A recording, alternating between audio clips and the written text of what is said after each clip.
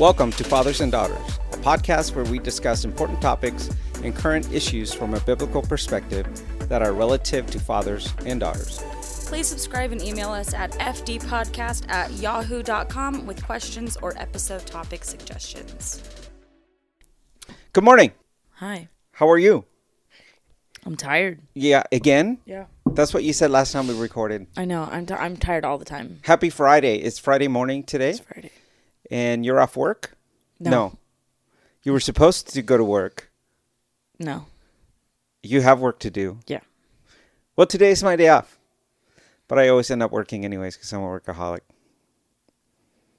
So what are we going to talk about today? What do you want to do first? What do you mean, what do I want to do first?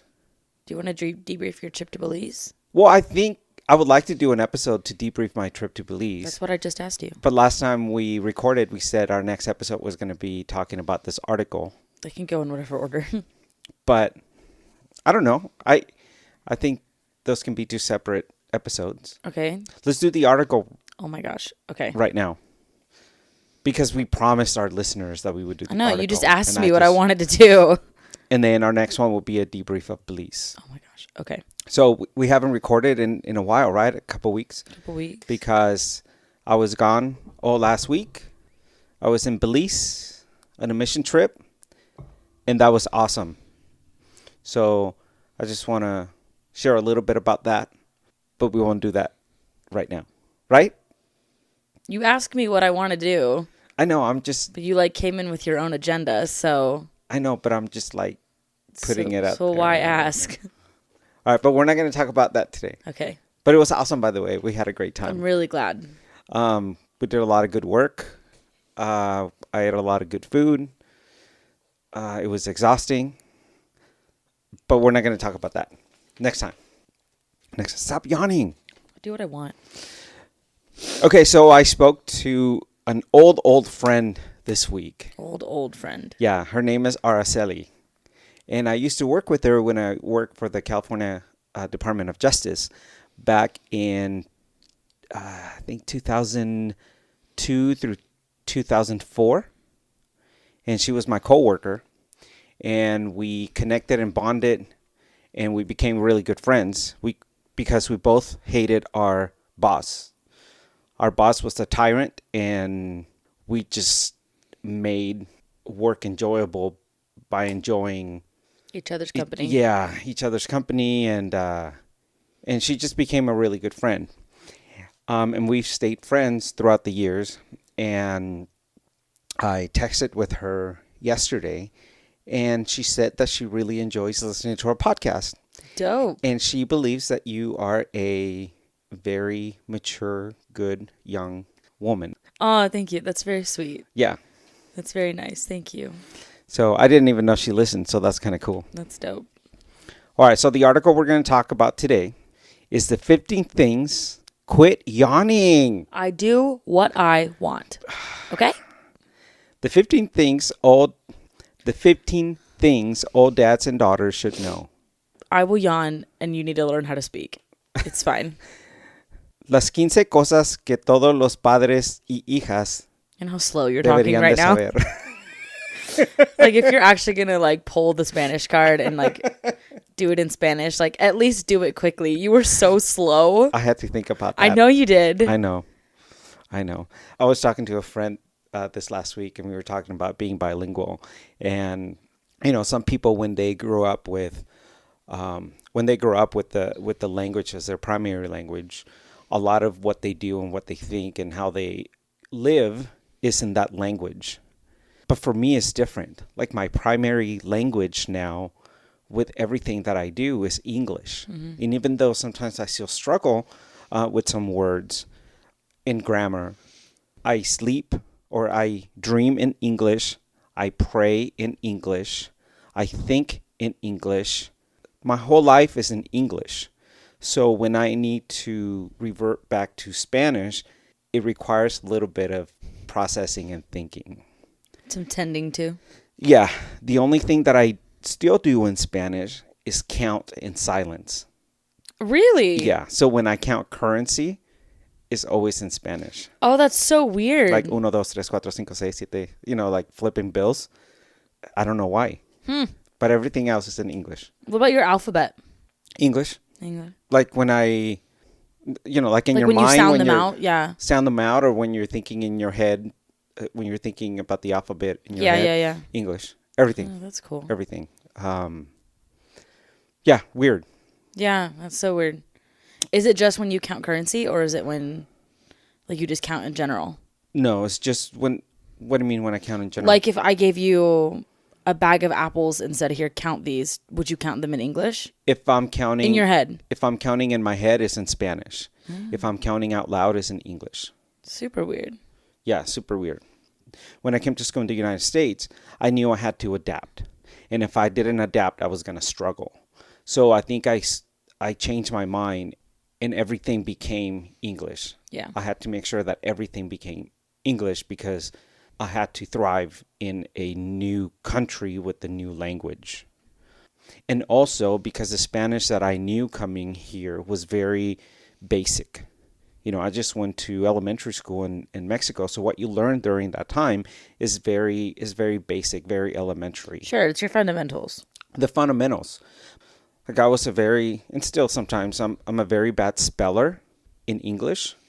And I struggle sometimes with the use of verbs in different situations or how to conjugate different things. Because that's an elementary thing that I missed in the English language. But when it comes to like professional conversations and advanced words that have to deal with politics or government or education, I have those in English because I did the rest of my education here in the United States. But if I tried to have a conversation like that in Spanish that required a advanced professional conversation, I would struggle so much because I don't use it very much and because my Spanish is very elementary. Yeah. So I can carry on a very simple conversation, but if they start talking about professional advanced stuff, it takes me a long time to process what I'm going to say and come up with the word because I have to dig into my mental memory, your vocabulary bank, file cabinet, and find out where the translation for that word is before I speak it out. Sure. So anyways, let's talk about this article. Okay. You sent me this article a couple weeks ago, and I thought it was really cool. All of these 15 things I think are very important for a father-daughter relationship. So I thought we would each take one, and then we can discuss that topic or that thing. You want me to go first? Yeah, but first, this is an article that you found on the HuffPost. Yeah. www.huffpost.com. And it's written by Justin Rickliffs. Look on the back. Ricklefs. It says here that it's from December 2017. So it's an old article, but these things don't change. No. Look on the back. Isn't that sweet? Look at his picture. Oh, is this him with all 5 kids? Yeah, that's cool. All right, let's do it. Go ahead and take number 1. Oh, I thought we were starting at number 15. Well, I don't think they're in any specific order, right? I don't know. They get a little bit more like sentimental down the road. Okay, do you want to start number 15? No. We'll start number 1. No, let's start number 15. No, let's start number 1. Oh my gosh. That's our life, people. What? Huh? What? Like, anyways, you're so undecisive. Good job catching yourself. Good job not putting yourself in a hole. I love you. I love you. I want to acknowledge that. Appreciate it. I love you. It says she wants to be loved. Read it. Oh, you want me to read the whole thing? Uh-huh. They're very short, so. More than she wants the stuff you can buy her, the things you can teach her, she wants you to love her. No one else on earth can assure her as your role as her daddy. Your daughter will let... This is so early. Your daughter will let you down and make huge mistakes and maybe even turn your back on you for a season. But don't ever let her doubt your love for her. Look at her in the eye and tell her that you love her lots. First of all, it's not too early. It's like 10 o'clock in the morning. Second... Why do you have to call me out like that? Second, this is good. I don't feel loved well. Well, hold on. I was gonna go back to that. I hope that in the last 22 years, I've shown you that I love you very much. You have. And regardless of our disagreements and regardless of our conversations or whatever, I hope that I've shown you that I love you. 110%. And before you were born, and I think this happens to a lot of people that don't have kids. They don't understand the love that a parent has for a kid until they have one. And I remember mom being pregnant and knowing that I was going to have a child, right? That I was just going to be a parent, or that I was now going to be a parent, but I had no idea what that required emotionally. I remember like the moment you were born, I was like attached to you. Like, I don't know. It's just a love that is immediate and is strong, and it's hard to describe. And I remember just being attached to you from that moment. And I went with you everywhere because I did not want everyone to mess with you or switch you or do anything that was not right. Yeah. You can see pictures from that day showing me and you just starting to connect. I don't know. And it's been like that ever since. Yeah, I've never doubted that you love me. That's never been something that I've like had to question or ever even given second thought to. I mean, there's definitely been times where we've disagreed on things, or you've done something, or I've said something stupid. Like the article said, like, your daughter's going to let you down, make big mistakes, and even turn her back on you for a season. And I think it goes both ways. Like, I did stupid stuff, you did stupid stuff, but it was never will they love me even though I do those stupid, like, that was never a question. It was always a confirmation that he'll always love me even though I do those stupid things. And by you saying I've done stupid things, I think compared to other daughters and other stories that we've heard, the stupid things that you did weren't really that bad. Yeah, they weren't. So I am very thankful for that. And I don't give myself complete credit for that because I think that the way you were raised was a combination of different things. Yeah. Our marriage, you being influenced by a family that had both sets of grandparents that were still married. Totally. Being involved in a church that taught you fundamentals of life. And all of that has to do with your decisions that you made growing up. Yeah. All right, number 2. You have an influence on her future partner. Scary thought, but the kind of man you are to her will have a direct impact on who she chooses to marry someday. For years, our third daughter would beg me to marry her when she grew up. I had to explain that I was already married to her amazing mother. If you're doing it right, she'll want to marry someone like you one day. You're laughing. Why are you laughing? That's just so funny. Why is that funny? Because it's the stigma that, like, you marry your dad or that boys marry their mom. And it's true. Like, it's because, especially when you've been raised by amazing people, that you want to be married to someone just as amazing. Like, that's just how it goes. And I think especially because you and I are so compatible. Like, as much as we disagree or frustrate each other, like, we're very compatible personalities. Like, the way we deal with conflict, the way, like, we're compatible people. We're very direct when we need to talk about things, and you represent a very, like, glass half full mentality, whereas I can tend to lean more to, like, glass half empty mentality. Like, we balance each other out really well. You have this ability to see both sides of an argument, and I can tend to be very one-sided. And the list goes on and on and on about the ways that we are very compatible. And so, yeah, I would 110% be proud to marry someone who's like you. Everyone says, like, oh, that's weird. That's weird. You want to marry someone like your dad. And I'm like, no, my dad's freaking awesome. I'd be honored to marry someone that's like my dad. Oh, that makes me feel good. I think you're very adventurous. Like, you have this desire to do fun things and to just enjoy having a good time. And you're also highly introverted. And I really like both. Like, I really like that. I like the idea that it's fun to go out and do fun things, but it's also okay to bunker down sometimes. Mm-hmm. I have a very hard time stopping and resting and finding times of, like, I desire to be introverted and I desire to have my time to spend time with just myself. And I've been getting a lot better at that lately, of saying, like, okay, I'm going to spend time with my people for a little bit, and then I need to go have some one-on-one time. Like, I need to have some time to just myself. Like, that's something you're very good at, and it's something I'm learning to be very good at. But you're very adventurous. You seek to just do fun things, regardless of who it's with. Like, you'll make the best out of whatever situation we have and adapt to whatever environment you've been put in. And I really hope I marry someone like that one day. That's just like, okay, well, this is where we're at. There's nothing we can do to change it right now. So let's make the best out of the situation that we have. Yeah. I'm also very sarcastic. Oh, yeah. I'm also very rebellious. So good luck. I know. Gosh. Good luck. He's going to be something. Yeah. Well, Mom says that I'm a lot like Pop. You are. Pop has a very interesting personality to where he has the same tendencies to need to have his time to himself. That's very obvious. And he has this mentality that whatever he's doing, he can make the best out of that situation. We're very different in our political views, but he's such a great guy. All right. Oh, I'm supposed to read the next one. Yeah. My bad. Well, before we move on to number 3, I just want to remind the dads out there that this is huge. The way you treat her, the way you talk to her, the way you look at her, the way you model responsibility, the way you provide, all that she's going to see. And even if she doesn't talk about it, she's watching. And if you really want her to marry a good man who loves her, who sees her beauty beyond her appearance, who's going to protect her and bring her as a partner and a teammate, it has to start with the dad. Like Totally. The dad has to model that.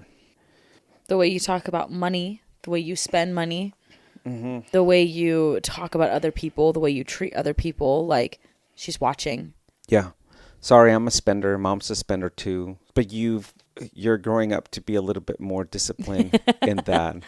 There are times when we're like, just buy this. You need this. You deserve this. Buy it as a reward for all the hard work you do. And you're like, no, I don't need this. All right, number 3, listen to her music.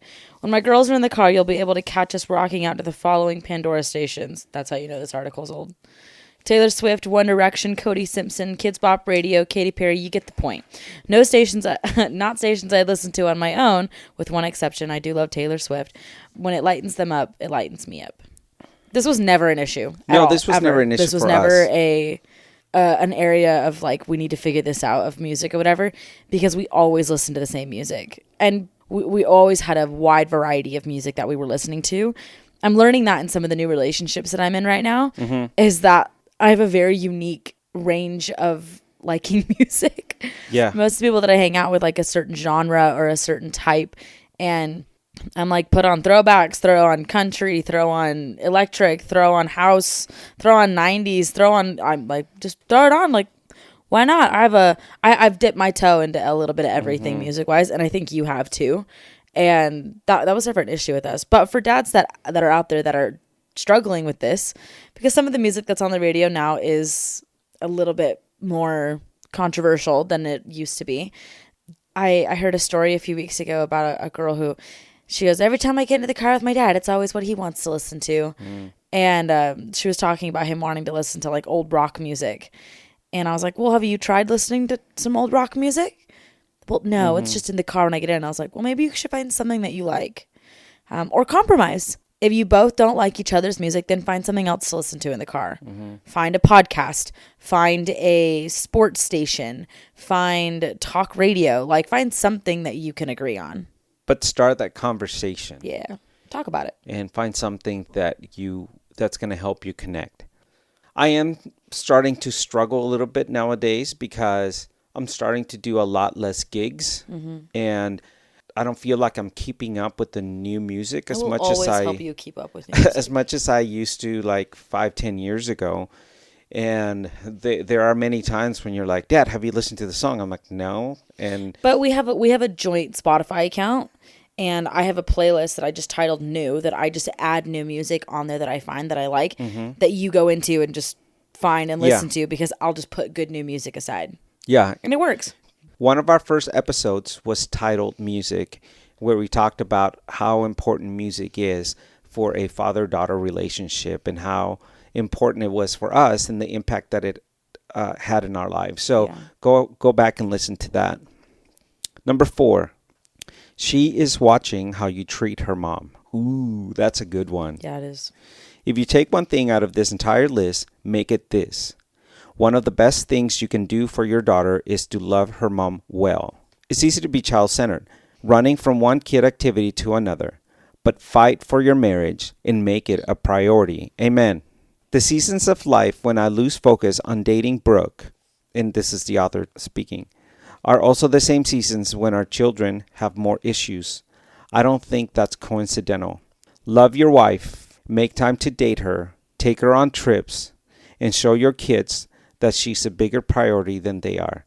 We can probably have a whole podcast just on this because that's deep. The one thing I really want to focus on is in the article, he says, in the seasons of life where I lose focus on dating my wife.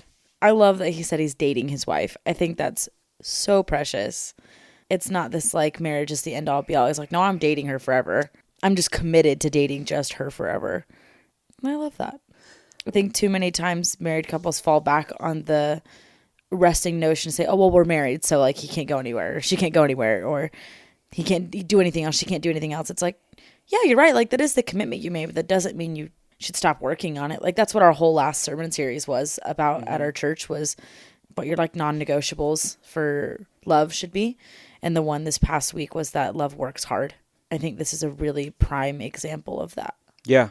I think it's funny that you're always getting on us because we're always PDAing everywhere. But, you know, I hope that's showing you that Totally. you always have to appreciate and love the other person and make them feel wanted and loved, and you know what I'm saying? Yeah.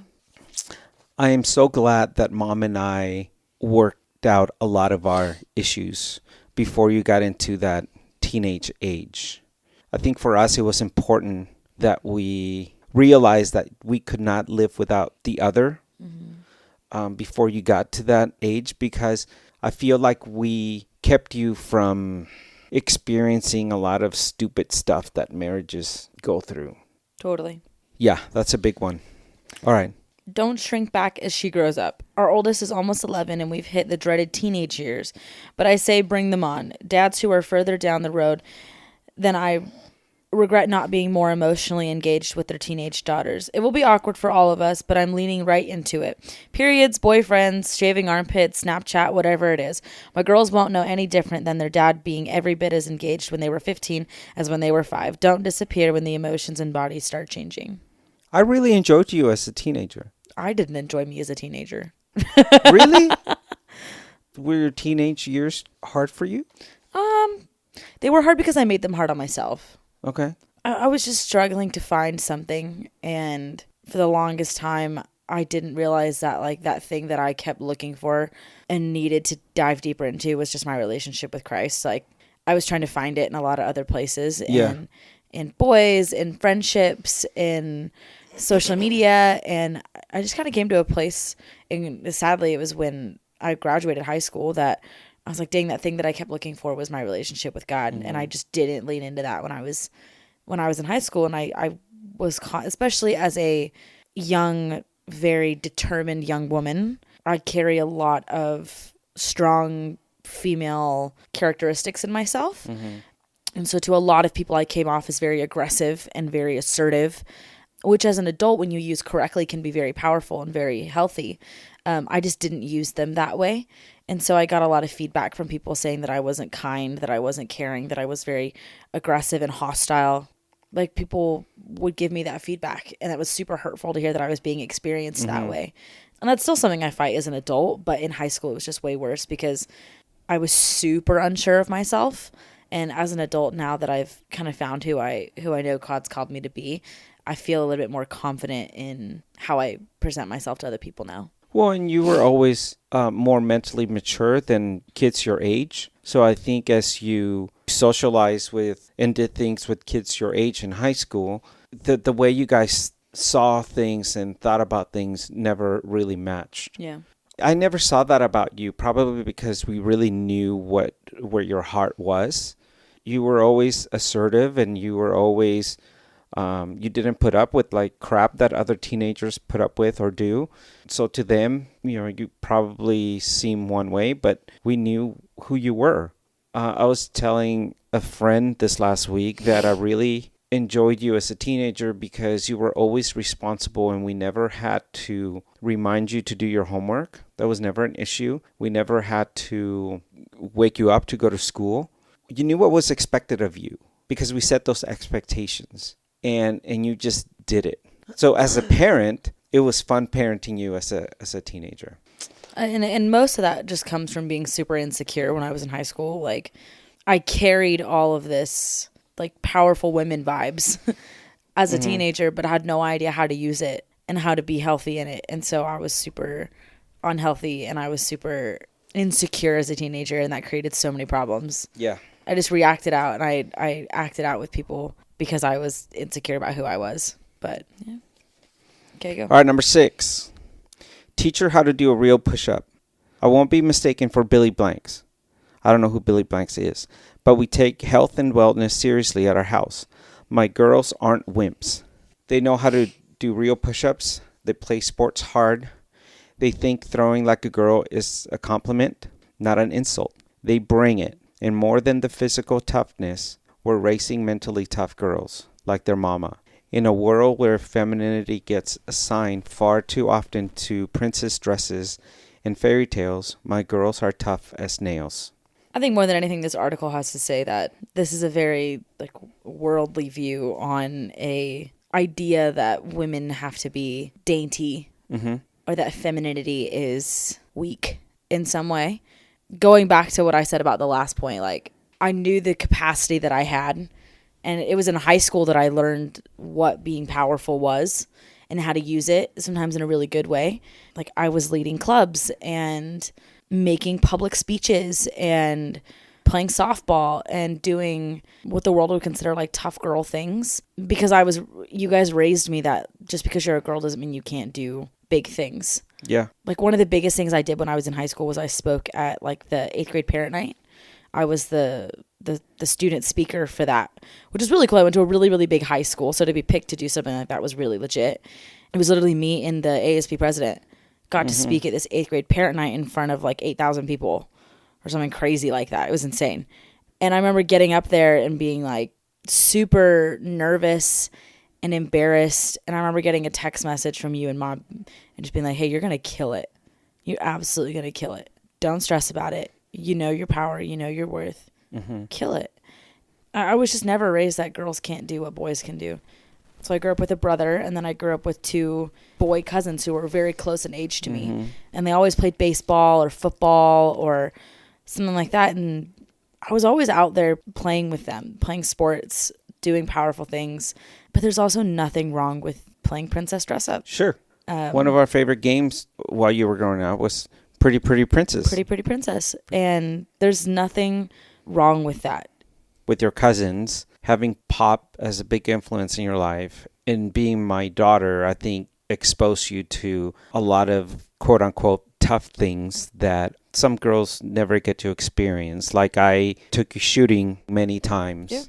So you know how to handle a weapon. I made you change the tire on a car because I wanted you to learn how to do it rather than rely and expect someone to do it for you.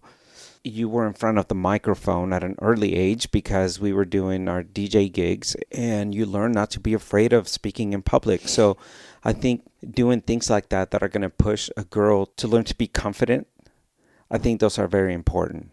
All right, number 7, make memories. A friend once told me that my job is to be the chief memory maker of the house. It's morbid, but I have a 50 to 60 years left on this earth, tops. That's not a ton of time. So I'm going to go hard and create as many memories for my girls as I possibly can.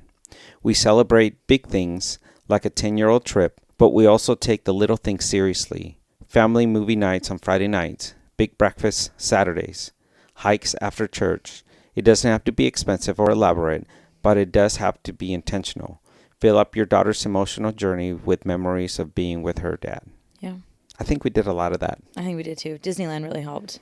Disneyland and family trips, road trips. I mean, it mentions here big breakfast Saturdays, and we still do that. You know, we plan our Saturday breakfast and we make sure we go buy everything the day before, and we have chilaquiles or we have waffles or whatever. Yeah. And those are always fun. You know, going back to number 6, I think one of the things that taught you to be a tough woman was having a brother with special needs. Because when you have a kid with special needs, you need to learn to have tough skin. and put up with people's criticisms and people not understanding your life and what you do and everything. So I think that was one of the things in life that taught you to be tough. I agree. All right, number 8, teach her that it's not about her. Something amazing happens when we realize that the universe doesn't spin around us. We're not modeling it perfectly for our girls, but we're trying to show them that life is best lived when we give ourselves away, to serve others, to go last, to not always have to be right. I think you modeled this when you decided to go serve in Turkey for a year after high school. Oh, yeah. As scary as that trip was for us, I think that experience was one of the best things you could have done. It was a very humbling experience. I walked out of high school feeling very much on my high horse. I thought I was tough stuff, man. And I remember going over there and living abroad, and God really just knocked me down a few pegs in the best way. It was very humbling. It was very challenging. Like just living in a foreign country with people you didn't know very well for an entire year of your life, like just learning how to do life with other people, learning how to do ministry with other people was hard. And it's something I'd recommend everybody do. If I had to go back, I would do it again in a heartbeat. There are things I would do differently, for sure. There's a different mentality I'd start with and end with. But I would totally do it again. If you're not a Christian and you're listening to this podcast and you're confused as to how we use the word serve, that's something that like the church challenges us to do, is to be servants and to serve others well. And that could mean a variety of things. That could mean helping out on Sunday mornings at church service. That could mean helping out on Wednesday nights. That could mean doing community service. That could mean doing missions work. It could mean a variety of different things. But it's just something that Jesus modeled for us when he came, and he would wash the disciples' feet, the people who were called to serve him and to follow him, and he would wash their feet. That's the example of servanthood that we are meant to follow. And dads, I hope you would set that example for your daughter. Like just as you go out and do Belize every year, you just take a week off of work, which is not easy, to just go down there and to just say, I'm here, I'm willing, what do you need? And that's hard to do. Yeah, and I think Mom and I modeled that for you because we were always serving at church and we were involved in some type of ministry. So you growing up, you always saw that, and that was taught to you.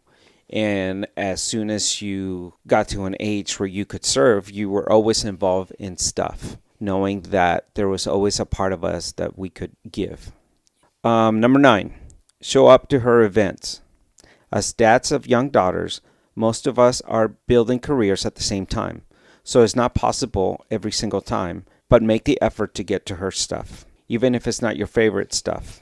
I hate the commercial of the dad at the daughter's dance recital who's watching a football game on his phone. I love a good football game as much as the next guy, but clap as hard for your daughter as you do watching sports. I remember having this epiphany when I was working in restaurants after college. And I thought that was going to be my career. I loved working at restaurants, and I loved the whole idea of one day working in corporate and being in charge of all these restaurants and stores and managers. But then when you were born, and then I started to realize that, oh crap, this is going to involve going to birthday parties. This is going to involve going to sporting events, going to school nights and all of that. And I saw that the schedule of a restaurant manager or, working in restaurants was totally different than the schedule of a normal family. I had to decide to make a change. Working in restaurants, you have to work weekends, you have to work nights, you have to be there when the normal people are out having fun. So I knew that was not going to work for the type of family I wanted to have. And I'm very thankful that since I made that career change and I started working for the state, I don't think I missed more than 2 or 3 events that were important for you. I don't remember you missing any. No. Sports or school or theater or whatever. My schedule's very flexible and I'm able to take time off if I have to. And that was always a priority for me. You guys made it a priority to come even when it like wasn't open to parents to be there. You guys made a priority to come, whether it was I was performing for a church event, I was performing for a school event, I was playing a softball game. You guys came and sat during practice. Like, I legit can't think of a single thing that you missed out of my childhood. Yeah. Okay, number 10. You have number 10. Proximity doesn't equal presence. I'm guilty of forgetting this often. The simple fact that you're there doesn't mean that you're really there, especially in an era of constant information and entertainment. Turn off your phone when you get home from work, or at least put it in the other room. Your daughter couldn't care less about your Twitter feed, your emails, your fantasy football team, or your group text. She cares about spending time with you, playing with you, and being with you. Unless we're texting each other and sending each other your memes. memes. Yeah. But no, I see this a lot when we go to Disneyland. Oh my gosh, the dads that are on their phone watching the game. Yeah. Totally. It's like, come on. Who doesn't have DVR now? And, just record it and watch it. And the when other you get way, back. there's way too many kids walking around Disneyland with AirPods in. True. Not participating. Like, I think this goes both ways. True. Is that if you're being intentional about spending quality time together, then be intentional about spending quality time together. Yeah. And put your phone down. Put whatever is distracting you. It doesn't even need to be a phone. Put whatever's distracting you from spending time with your family aside. Maybe it's your computer. Maybe it's your TV. Maybe it's whatever. Like, even if it's another relationship. Like, if you're out spending quality time with your kid and you find your buddy, like, no, tell your buddy you're spending quality time with your kid. Yeah. It doesn't always have to be technology. It could be a number of different things that are distracting you from spending intentional time with your family. There's certain exceptions, like when there's something important going on at work and you need to check in now and then or whatever. But don't make that the norm of you being distracted when you're with your family. And when we see kids like that, they get it from the parents. The parents are the ones that are supposed to set the rules and the expectations. But if they're allowed to do that, then, All right, number 11. Do her hair and nails. Brooke does this 99 times out of 100, but I make it a point to tell all my girls that daddy can make their killer ponytail. And I can paint their nails like a champ. Heck, they painted mine on many occasions as well. Show her that a man can be gentle. I don't know if I've ever done your hair. You have done my hair. Really? I don't know if you You've would burnt want me my to. hair. I don't know if you would want me to. I do used your to hair have now. these long bangs that were so thick and luscious and beautiful. And I was known for like having beautiful bangs as a kid. And it's because mom used to do them so well. Yeah. I remember the day that mom was sick and we were going to church and she asked you to go do my hair. And you went up there and you blow dried them and you burnt my bangs. Yeah. And they were like burnt. Well, at least I tried. And they were cut halfway down my forehead. But you tried and you made the effort. And I love that. Like I said earlier, we played Pretty Pretty Princess and we dressed up with earrings. And I think more than anything, it goes to say that it's not the practical things we're talking about. It's the idea of showing your daughter that you can be gentle and sensitive. I think there's this mentality that men have to be macho when it comes to hanging out with their kids that, oh, well, dad watches the football game. No, turn the game off. Hang out with your kid. Hang out with your daughter. If she wants to play Pretty Pretty Princess, you better bet that you're playing Pretty Pretty Princess that night. Yeah. If she wants to have a tea party with her American Girl dolls, that's what she wants to do. That's what you should be doing too. Oh, we used to play Barbies. Remember when I built you this? We used to play Barbies all the time. When I built you this Barbie village, Barbie town in the garage, that was raised to your height, and we had different. It was literally this like 3 foot high, like 10-foot table, and so it was really short. And Barbie had a beach and a roadway and a Pizza Hut, and like you used your gifts and talents to do something that was just going to benefit me. And that's a perfect example that dads can do this too. Like you have gifts and talents. Use your gifts and talents to make something cool for your kid. We had fun with I was the coolest kid in the freaking neighborhood. Are you okay? Because you had Barbie Village? Because I had Barbie Village and all of my friends wanted to play at Barbie Village. That was awesome. All right, number 12. This is very, very, very, very, very, very important. Date her. The writer says, I wish I could say I do this consistently, but even once every few months is better than not at all. Dating your daughter is critical to showing her how a man should treat a woman. Call me old school, But on my dates with my girls, I open the doors, pay the bills, look at them in the eye, and make them feel like $1,000,000. This doesn't have to cost a lot of money. A walk around the block, a short bike ride, a trip to an ice cream store. Doesn't have to be fancy, but again, it must be intentional. We used to see the Nutcracker every year. We used to dress up, and we even used to go on double dates with Brian and Ari. Yeah, this was something we did a lot. One of the things I will say is this made dating as an adult very difficult in the best way, because I have a different expectation now. And that's a really good thing to have. I hope that when I have kids one day, that my husband dates them well enough that it makes dating for them as an adult really hard. Because they have an expectation that, hey, but my dad showed me how I should be treated, and you don't treat me that way. And as an adult, I have a different standard for how I know I should be treated because of the way you set that for me. Yeah, so if you're looking to date my daughter, let's sit down for some coffee, and I'll give you some pointers. And it will save you a lot of thinking and hopefully avoid some issues. Yeah, preach. Okay, 13. Her heart is more beautiful than her appearance. Guess what, Dad? It's your job to tell your daughter and then remind her 1,000,000 times that what's on the inside of her is what makes her go far in life. The heart is what we talk about at our house, and it can be your character, her self-worth, her core. Raising girls in the sensual world isn't easy, but they don't have to settle for the belief that to be pretty means you must fit into a size 0 or show almost every piece of your skin when you walk into a room. Mm-hmm. And for this, just go listen to our last podcast on beauty and hygiene, because we really, really emphasize this, that the beauty is on the inside, not on the outside. Oh, man. It's so weird. This is a total side note. As an adult, I realize how much harder it is for me to talk about emotional things. Like, I notice, and I do it more now because I know that it's something difficult, but it's something God's been challenging me with. So bear with me as I do this. But something that really meant a lot to me when you were in Belize was we were Facetiming one morning. I'd called to tell you about something really exciting that had happened in my life and that I wanted you to be excited about too. And I remember I called you and I had just woken up. It was like 6 a.m. for me. And I was like curled up in a blanket, my hair all messy, and I had no makeup on. And I was sitting in my chair in my room and I was Facetiming you. And I remember we were just on the phone and you just told me how beautiful I looked. And that I didn't need any makeup to make myself look beautiful. And that I look beautiful just the way I was made. Like, that just meant so much to me. Like, it's so stupid and it's so small and it seems so flippant. But, like, as women, we just need to hear that. Well, I meant it. And it was also the homework we gave to dads on our last podcast. So I had to do it myself, too. And I didn't do it just because it was the homework, but because I mean it. And, I think you're beautiful.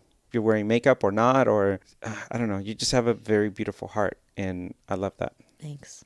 Okay, 14. 14. Don't blink. The writer here refers to Kenny Chesney's song.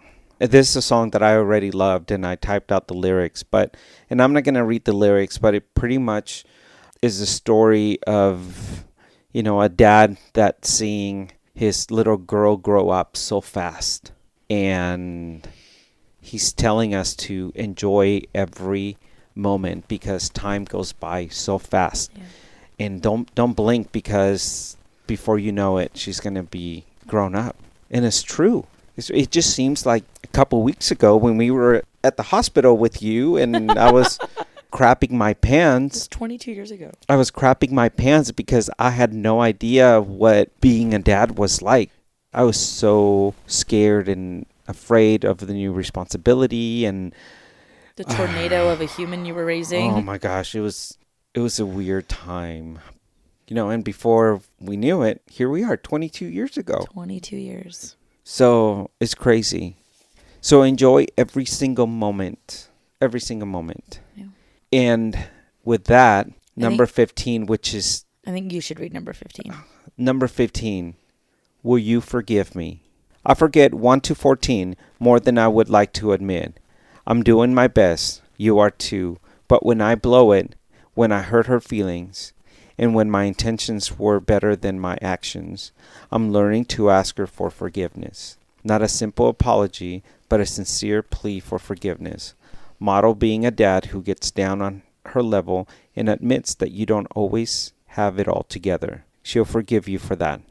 Yeah, I think that's very important. Mm-hmm. I think dads need to let go of the thought that asking for forgiveness or admitting that they're wrong makes them less of a man. It actually makes them a better man because it makes them vulnerable. It makes them responsible. And it tells their kids that it's okay to mess up. But once you realize that you mess up, you need to go back and fix things. And that may require asking for forgiveness. Yeah.